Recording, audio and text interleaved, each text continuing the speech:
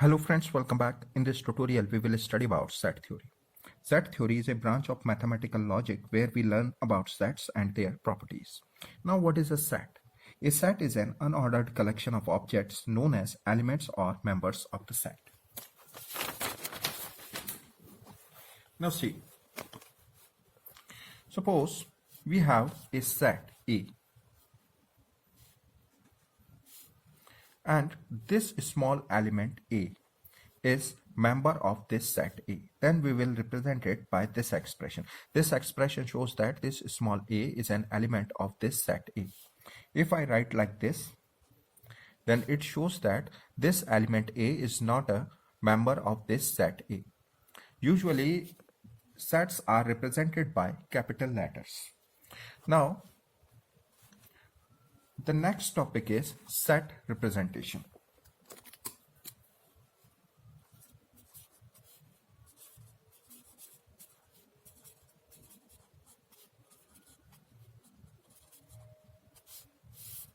See how we can represent a set. There are two ways to represent a set. Number one is we can represent a set in roster form. So in roster form, we simply write all the elements of set within curly braces. Suppose there is a set A having 4 elements A, B, C and D. Then in roster form, it will be represented like this. In curly braces, we will write all the elements of set A.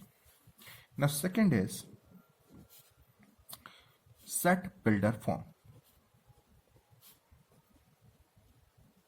Now how we can represent a set in set builder form? In this case, within curly braces, first we write X, then colon, and then we specify some property. Suppose this is representing some set A. Then it shows that this set A is the set of all elements X which satisfy this property. It will be clear after this example.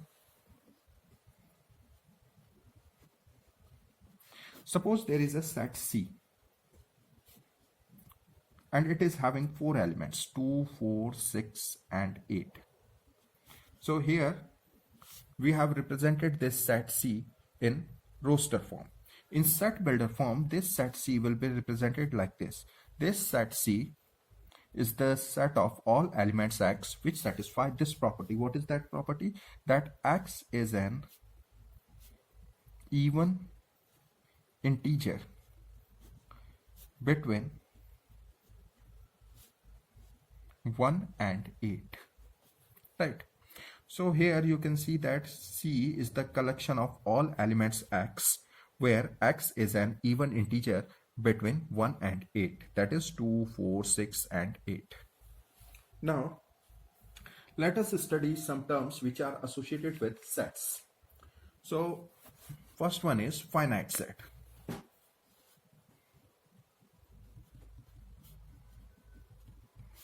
So what is the meaning of finite set? A set which is having a finite number of elements. Like here you can see this set A. It is having 3 elements 1, 2 and 3. So this set is having finite number of elements. So it is a finite set. Now another one is infinite set. Infinite set is a set which is having infinite number of elements, like set of all integers. Right. Then this set of all integers is an infinite set because it has infinite number of elements. Now another one is singleton set. So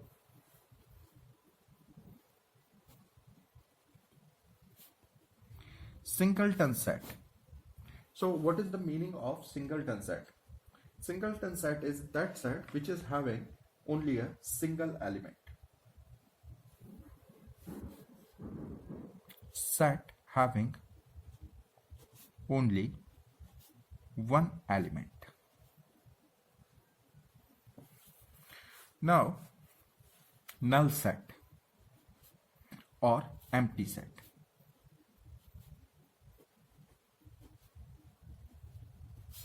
Null set or empty set is represented by this symbol pi.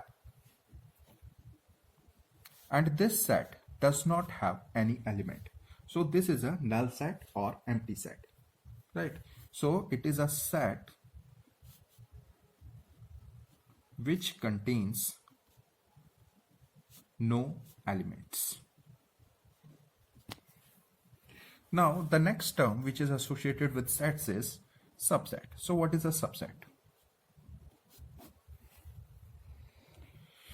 Suppose there are two sets A and B.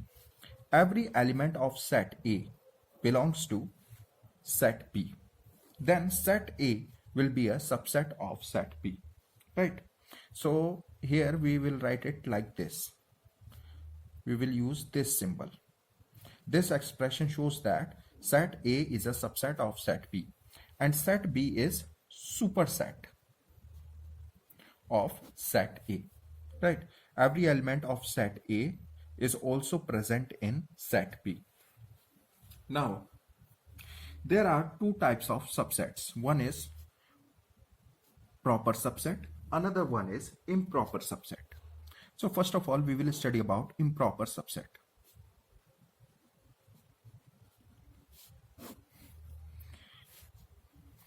Suppose A is subset of set B, right? And A is equal to B. Then A is an improper subset of set B, right? Now, suppose there is a set A and it has n elements. Then it will have 2 raised to power n subsets, right? Null set is proper subset of all sets. Null set is a proper subset of all sets. Now, suppose A has two elements, A and B, right? Now, A has 4 subsets. What are these subsets? Phi, A, B, and A, B. These are the subsets of set A. Among these sets, these 3 are proper subsets of set A, whereas this set is improper subset of set A because it is equal to set A, right?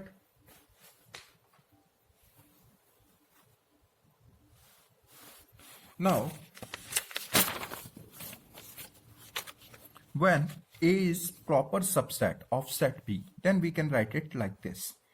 It shows that A is proper subset of set B, right?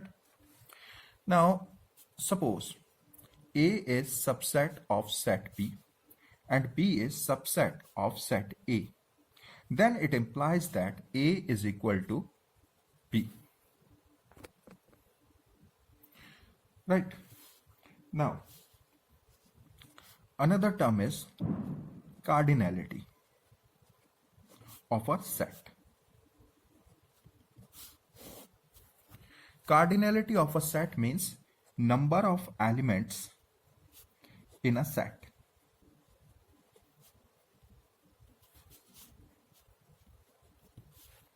Suppose there is a set A and it has 3 elements. Then the cardinality of this set A is 3. And the cardinality of set A is represented like this, NA. NA represents cardinality of set A, that is the number of elements in set A. Now another term is equivalent sets.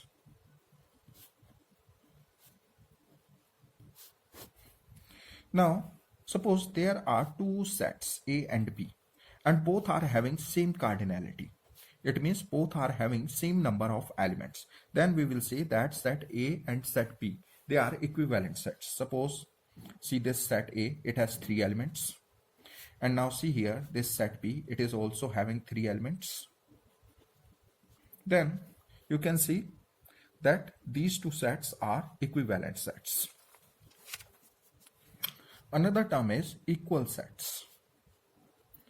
Now what is the meaning of equal sets? Suppose there are two sets A and B and both are having same elements. Suppose A is having the elements A, B, C, and B is also having the same elements A, B, and C. Then we can say that these two sets A, B, and C, they are equal sets.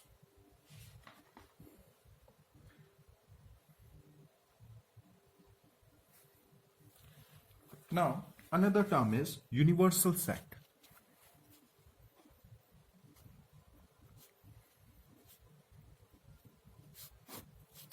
If all the sets under investigations are subsets of a fixed set U, then the set U is called universal set.